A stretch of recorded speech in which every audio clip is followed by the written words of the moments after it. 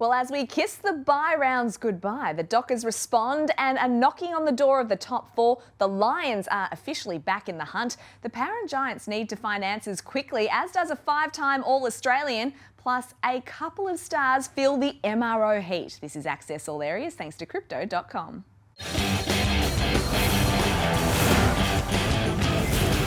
Great to have your company. Damian, Barrett and Matthew Lloyd are standing by. And Damo, the bye rounds, farewell. Yeah, it's good, isn't it? We can look at the ladder now and know what happens. There's a clear number 2 seed, Nat, and it is an obvious one in Carlton. The ladder says there's a clear number 3 seed. I love what Essendon has done. I still do look at, though, the teams they've beaten, and there's a lot of teams down the bottom of the ladder. But the ladder, as we now know, with the byes flushed through the system, doesn't lie as a rule, and they're in third. Well, let's talk about the Bombers, because a 30-point win yesterday against the West Coast Eagle has them sitting in third spot, and Zach Merrett started the game on fire, Lloydie, and then West Coast decided to send Ruben Ginbey to him, and well, how did that play out? Yeah, he was taught a lesson, that, and I want to teach him a few things around how to tag. Zach Merrett's on his way to his 5th best and fairest, and he was in the best 2 or 3 players again yesterday. But here's Ginbey, what he got wrong. So you've got to keep Zach Merrett in front of you. So here's Ruben Ginbey. So he's in not a bad position there behind Zach Merrett, but once you lose Zach Merrett out the back, you're in serious trouble. So already he's let him out the back of him. He gets caught ball watching, ball chasing. You can't do that when you're running with a player like Zach Merrett, because he's already put 20 metres on him. And when you give Zach Merrett this time and space, I think he is the best kick in the game. So if you give him time and space, he hits target. So again, he loses sight of where the ball is, also and where the man who's delivering the ball. So he loses his feet. Once Zach Merrett is out, he makes the footy talk, which he does again in this situation. It's just so good to watch this situation again. Don't get in front of him. You've got to get in behind Zach Merrett, because if Zach Merrett gets in behind you, you've lost him. And Ginbey again here is lost. Zach Merrett's away, is involved in this goal to Jai Caldwell, which is a big goal at that period of time.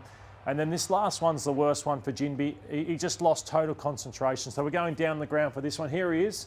He's a young man. I was there watching for about 10 rows back there. He was tonguing it. That tongue was hanging out. He'll learn a lot about fitness. That was a lack of concentration. Lose him. It's too late. Zach Merrett involved. 13 score involvements for Zach Merrett. 29 disposals. The young man, he's a good player, but he'll learn from yesterday. Big time playing on Zach Merrett. How to tag with Lloydie. I like this kind of lesson. And obviously Essendon's midfield group, I mean, Zach Merrett, we've spoken about him at length, has been outstanding this year so far. But it's gone to another level, hasn't it, Damo? I guess the dynamics in that midfield group. The players we're highlighting here, Nat, Sam Durham and Jai Caldwell. Now, Adrian Dodoro gets a lot of heat, and I've given him some of that heat, but he found these players basically for the 2021 season.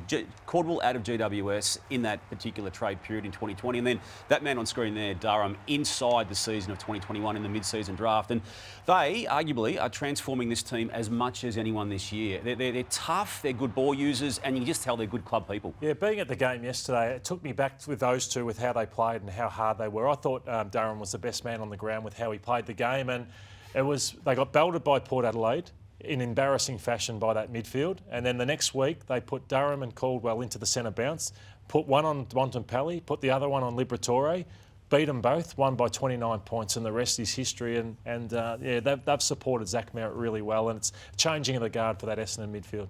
Xavier Dersma returned from a quad injury. Just talk us through, Lloydie, what you like in terms of the element that he brings. Well, I think he's proven to be really good. He gets back behind the ball. He's dangerous. He supports his defence really well. And when he doesn't play, it forces him to go like a Jake Kelly onto the wing, a Dyson Heppel, who just don't have the legs that he has to get back up and down the ground. So his importance shone out again yesterday. So the Bombers play Geelong. It's country game this week. That's going to be a real test for both sides. While we're talking about the top four, a side that's knocking on the door is Fremantle, and it was great to see a response, in particular after their coach Justin Longmuir made these comments last week. There's no doubt in the seniors on the weekend that guys were worried more about how many possessions they got than how they competed in the contest, how they pressured the opposition and how they defended. That's not what I stand for as a coach. So, Damo, that was after the horror loss to the Bulldogs. 20 points yesterday against the Suns. It was a pretty good response. No, it was a really good response. And the first quarter, the first 15 minutes of the first quarter weren't going their way either. And I reckon that Justin Longmuir was again bemoaning what was going on. But then they found a gear, and then from that moment on, in my eyes, Nat cleared the contest and controlled the game. I know the margin got sort of close-ish late, but they'd done enough, more than enough, to establish themselves. And I think it's a really good response, because I love what he did, Justin Longmuir. We just talked about it in the build-up to the game. It got the results that he wanted. Yeah, they laid 70 tackles, and the perceived pressure on some of those players, like Matty Rowell kicked at 50%, Took Miller kicked at 50%, and this is the other aspect of the game that I really like. So they often go sideways where you're losing yardage. They always took the game forward in this game yesterday, where they broke the game on the Gold Coast Suns. So there's a fantastic kick. Tracy was unbelievable yesterday, his attack on the football. If every forward played like that, they'll have a good career. But this kick from Aish, often they'd go sideways. If they take that kick on more so, they'll win a lot more games, the Fremantle Dockers. And no coincidence, he was on the end of it there, Hayden Young, who was also very, very good. So for the Gold Coast Suns, a potential top 8 spot was on the line yesterday. They let themselves down. They were smashed in the midfield, and this was their coach post-game. We changed our midfield mix. Will Graham, I thought, was outstanding, went in the middle and, really stood up, moved Flanders in through there as well, and they made a difference. And, what we've got to do is keep rotating guys through there that can get the ball going our way, because at the moment we're probably a little bit inconsistent with that. So we've got to get better in that part of the game, and, it's on me to coach our boys better, but it's also on us to respond as a footy club, I reckon. They're just a massive work in progress still, aren't they? Even with Damian Hardwick now in charge, and the, I suppose, aspirations that he made public and others around him at the club to make finals, they're not good enough, or they don't win away from home. That's now a fact. And while they've got a lot of good players who are going to be very good in years to come, in 2024, they're just, at best, going to be also Some people say it's always next year with the Suns. Yeah, it is, isn't it? Yeah. It always is. I'm not convinced it's going to be next year either, but it's not going to be this year. I've seen enough now after round 15 with all the buys attached to it, and they're just not competitive for long enough in games away from home. You'd love to know. He's never going to tell us, Damian Hardwick, but culturally, the people place, it's a place to go over holiday, not to play football. You just wonder why teams never survive there or work there. And I think he's probably realising that when he first got there, thought, how much talent do I have? For whatever reason, they just don't connect or perform like they should. Well, sticking with Queensland, let's talk about the Brisbane Lions. It's been a huge 3 weeks for them. They're officially back in the hunt now after a 79-point thumping of Port Adelaide. And they started the year 2-5. And in their last 7 outings, 5 wins and a draw now. But it's their key forwards, Lloyd, who have really come into form. Yeah, they're good players. They're high-quality players, the two of them, but they draw a lot of attention to themselves because Eric hasn't quite competed like he should, and his best, the gap between his best and worst is too big. But the last 3 weeks, since he kicked that bag of 6, he's been a different player with the way he's attacked the footy. And just on Joey Daniher, I've loved the way Joey's kicked in the last 3 weeks. So I think Chris Fagan presented to his players and said, we're doing a lot right without winning, but it's our conversion that's killing us. And if you've got Joey going back and slotting him like that, they're the best side, no doubt, out of the 8. Can they make finals now, Damo? Absolutely, Nat. Yeah, I mean, we on this show, didn't we? We held on them, assessing them. Yep, we were close to writing them off. No, but we didn't, because Chris Fagan kept telling us, off and on record, that they weren't that far off. And now they've managed to weather that storm that they had with the injury at the start of the year, the trauma, the sporting trauma of losing a grand final the way they did last year. It just took a while to get into sync again. They're in sync again, and they've got enough runway left in the season to still make serious damage. Ashcroft to return this week against Melbourne, we believe. And then you've got Adelaide at the Gabba, so their next 2 games across the next 2 weeks. Let's talk about Port Adelaide, though. They've hung on to 8th spot after that massive loss. It was just an awful way to celebrate their 2004 Premiership reunion as well. And they look bereft of all confidence. This was their coach, Ken Hinkley, after the game. It was disappointing to lose that way. It shows up to us that we know where we sit and where we're at, and we got another reminder today what the better teams can do. They're a real worry because I think defensively they're not going that well, and we all hoped that Zerk Thatcher and Radagale would be an answer, but they haven't been the answer. In the rucks, they hope they'd bring him, but when you look at it now, Jordan Sweet couldn't make it at the Dogs. Ivan Soldo was behind Nank at Richmond. Zerk Thatcher used to get monstered by everyone at Essendon. And Radaglia was always questioned for his decision-making. So suddenly they probably hoped they'd be the answer, but they've been miles away. And the midfield at Port looks great on paper, Damo, but I think they run too hard the one way and they're not honest enough as players. So concerns everywhere for Port Adelaide. And they're not dealing with certain elements. I mean, we'll deal with Zach Butters not dealing with the tag in a moment. Yeah. Now. But look at their last 5 weeks. They've lost to the Brisbane Lions, obviously, on the weekend. GWS and Carlton before that. Just outplayed, outclassed. They beat North prior to that. And then prior to that game, it was the Hawthorn game that they should not have won when Hawthorn was so clearly out of play. So, should have controlled better than they did before they lost. So, look, it's a problem for Ken Hinkley, but I've had the view, Nat, from the outset that he will coach right through the completion of 2024, whether that be the round 24 game or even the elimination final, maybe even a semi-final. There's no question in my eyes they will give him that full length of time, and then that's a conversation to be had. And I think it's unlikely he goes into 2025, regardless of result now. But in terms of a decision being made inside the 2024 season, no. The fans are certainly making their voices heard because they booed him at sections during the second half when he appeared on the big screen. That's going to take a toll on him, but it's not just on the coach, is it? Like the players actually need to stand up and say, we need to help out our coach here. I think it's a really good point. Yeah, I mean, he does cop it. It's his 13th season. They are clearly agitated, Lloyd. I hate the booing component to it. You feel for it. You feel that Chris Fagan and Ken Hinkley himself spoke about the booing, and it's not a nice part of it, but unfortunately it's his lot now. And I think it's a good point in that raises, that it's not just on him to get themselves out of this. There's enough senior talent in that team that's not performing. And one player that's going to come under fire this week is Zach Butters. And he's such a terrific player, but I feel like he's really let himself down this season, whether it's frustration because the team isn't going so well or he's been copping a tag, but he's been fined $10,000 for this incident with Jared Berry. Now, that's his 4th offence, which is why he's got a larger fine. In my view, he probably should have been suspended. I mean, he should have probably not paid you're referring to the hit on Tom Green the previous week. When he got off at the tribunal. Yeah, look, I agree. The frustrations are there, and you love him, don't you? You go to the sporting war with him, but when it's costing him financially and his team the discipline component to it, it's another problem they're dealing with.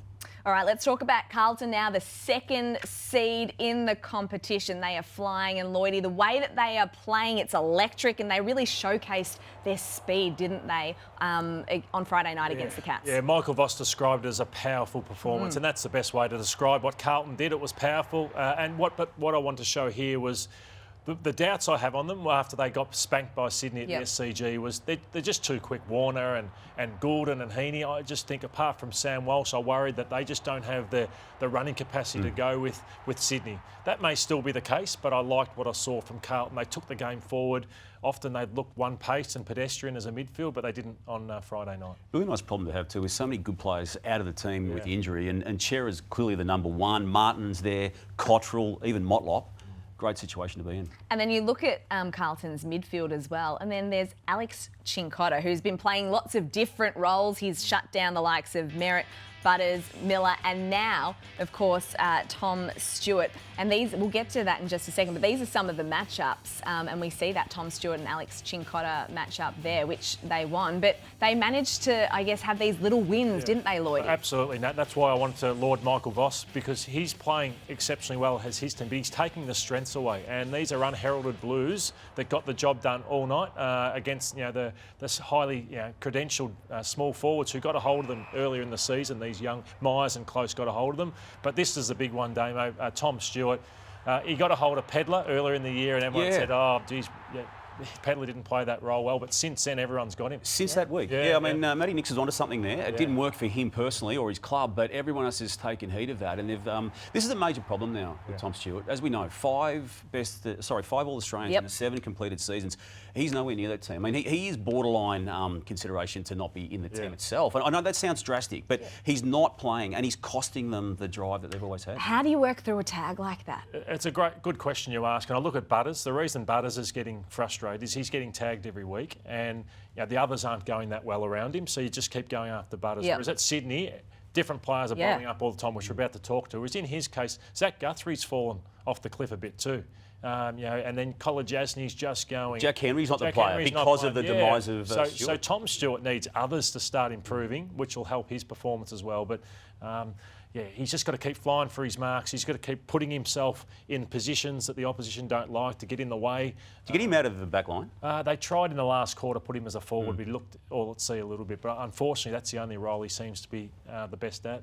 Just quickly on Tom Hawkins, is this career over? Well, it could be, Nat. I mean, the club is yet to, as we're talking right now, release publicly what happened to his foot on the weekend. But look, he's out of form too, and it's hard to talk about this player this way, as we just did with Tom Stewart. But his form was almost requiring him to also be out of the team as well. That's the form side of it. 15 goals only this year, but 9 of those 15 came in the first 3 weeks. Yeah, and 3 touches, so it was a dirty night for him. We hope that his injury is okay, and this isn't the last of Tom Hawkins. Let's talk about the Giants who've now lost 6 of their last 9 games. They've dropped down to 6th on the ladder at the moment. They play Adelaide at Adelaide Oval on Saturday, which is a crunch game, and Adam Kingsley, well, was he out of answers on the weekend? You know, the contest stuff, you know, we're not getting that right. They're clearly a better contest team than us right now, so that's presenting some challenges, and off the back of that, they're able to use the ball pretty well. They were winning contests ahead of the ball, which gave them some shots, so we need to tidy that up, but there are a few things. You're forced to put Green back to stem the flow there in the back half. What's the next lever you can pull at half-time? Well, there's not a lot, to be fair, mate. You can only put so many back. Yeah, how things have changed. You know, this is, I think the last time they met, both teams were flying, you know, when they were both maybe 5 or 6-0 or whatever it was, or Sydney had lost 1 by that point. But now they just got obliterated like everybody else does. They used to be, you know, lauded for how they could run and break the lines. Their defence was unbelievable and their forwards had all these options. There's none of that anymore. It's hard. They beat Port Adelaide last week, but we can see how Port are going. But aside from that, Damo, they haven't got much going for them. They haven't. And just watching Adam Kingsley talk there, it's like a Sunday stroll. It was a Sunday stroll, Saturday stroll.